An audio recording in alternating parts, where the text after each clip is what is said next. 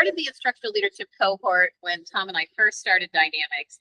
We were both coming out of assistant superintendent type positions, leadership roles, where we were talking one day and we realized there isn't a group for assistant superintendents. And now, we've changed the title because the titles have changed. Sometimes there's chief academic officer, sometimes there's curriculum directors, whatever it is. Finding a place where this group could get together and, most importantly, they choose the topics. We provide a facilitated, orderly way for them to get the information that they need.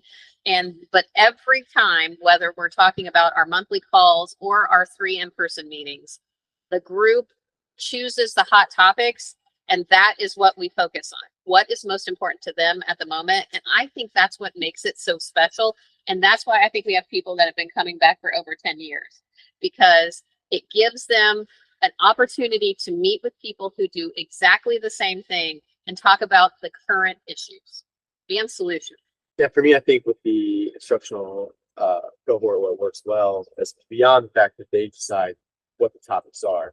Every time I will bring some data related topic and learning to them to help them with the now what. I'm always trying to help them with the now what. Like, now what can we do? That's not going to be an additional expense for them, using the data that they already have readily available to them.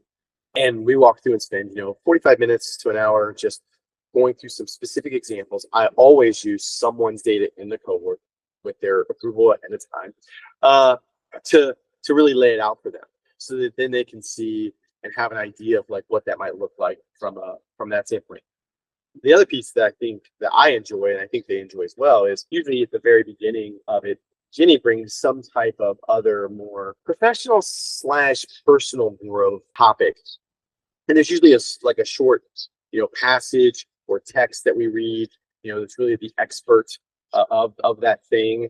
And then really talking about it. And then she does a great job of kind of weaving that through all of those, the entire year, to bring us back to those touch points of, remember, we talked about this thing about how we're going to declutter our minds on things, and how we're doing on that.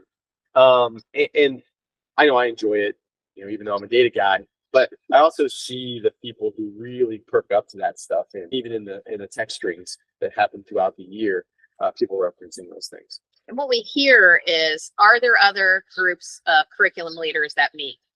Yes, but a lot of times they get bogged down in that almost admiring the problem, and also having people that are dominant that talk. So you've got, sometimes they're in other meetings with curriculum leaders that just go on and on and on, and they don't get what they need because it's not well facilitated. Exactly.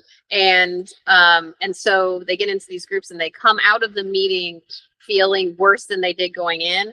Our goal is for the exact opposite. We want them to feel supported and to feel charged up and excited, and much better than they did coming in when they leave.